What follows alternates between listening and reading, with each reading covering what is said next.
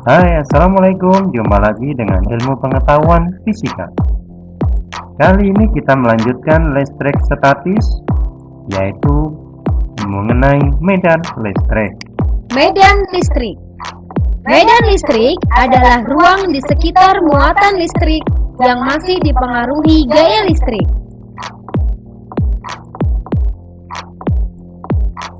Arah medan listrik akibat suatu muatan negatif arahnya radial ke dalam.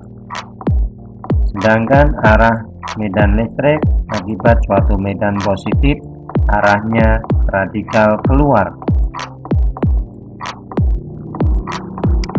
Jika didekatkan, maka medan listrik yang berbeda akan tarik-menarik. Muatan negatif dan positif ketika bertemu, arah medan listrik dari positif ke negatif. Jika kedua muatan negatif bertemu, maka akan ada gaya saling tolak-menolak dan medan gaya magnetnya seperti ini.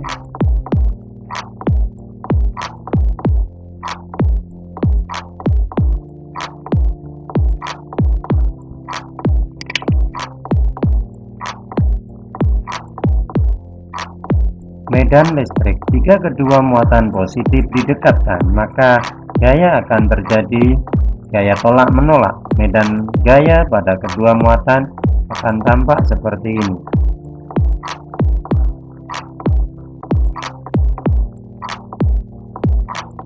Demikian penjelasan mengenai medan listrik. Kita lanjutkan ke energi potensial listrik. Energi potensial listrik. Energi potensial dari sistem muatan A dan muatan B menunjukkan usaha yang dibutuhkan untuk memindahkan muatan B dari titik yang sangat jauh ke titik letaknya sekarang. Jika kita menekan muatan positif ke kiri, maka akan terjadi gaya tolak-menolak. Namun, jika muatan yang kita dorong kita tahan, maka akan terdapat energi tersimpan yang siap untuk melepaskan gaya tolak tersebut. Energi yang tersimpan itu dinamakan energi potensial sistem.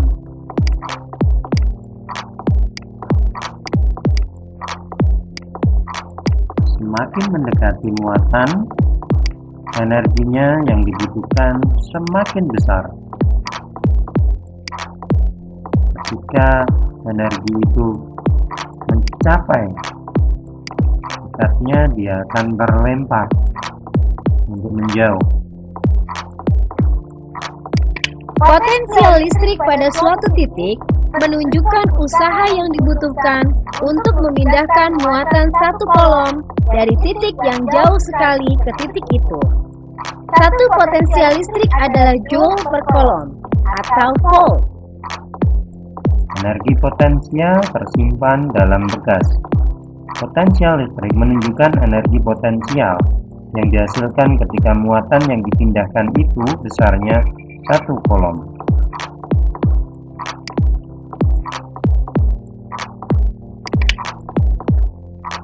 Potensial listrik pada baterai. Jika sebuah baterai tertulis 1,5 volt atau 1,5 joule per coulomb, maka artinya adalah usaha untuk memindahkan muatan 1 coulomb dari ujung atas baterai ke ujung bawah baterai butuh energi sebesar 1,5 joule. Jika kita menyusun 4 buah baterai yang dijadikan satu, maka kita akan mendapatkan energi potensial sebesar 1,5 kali 4 atau 6 joule per coulomb.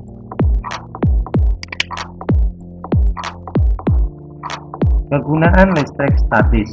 Pertama adalah menggumpal asap. Asap pabrik bermuatan negatif, sehingga gas buangan menjadi bersih. Seorang kimiawan Amerika tahun 1906 membuat suatu alat sederhana untuk mengumpulkan asap yang keluar dari cerobong asap pabrik sehingga dapat mengurangi polusi udara. Alat ini memanfaatkan prinsip induksi muatan dan gaya Coulomb.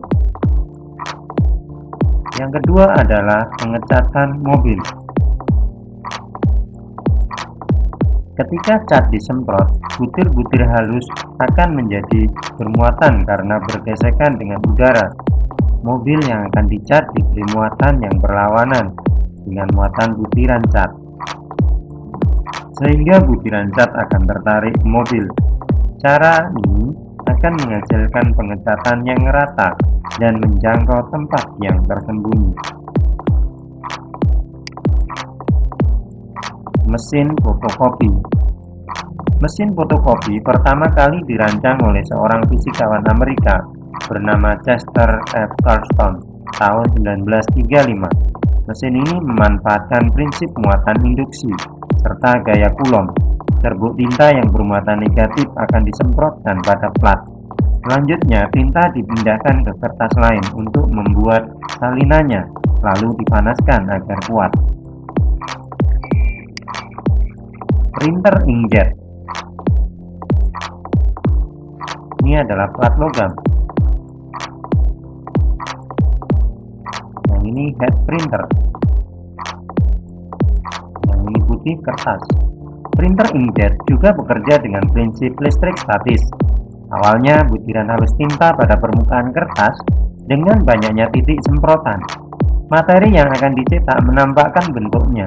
Namun untuk melakukan hal ini, printer harus mengontrol tempat jatuhnya semprotan tinta dengan menerapkan gaya elektrostatis. Demikian penjelasan mengenai energi potensial listrik. Semoga bermanfaat. Saya akhiri.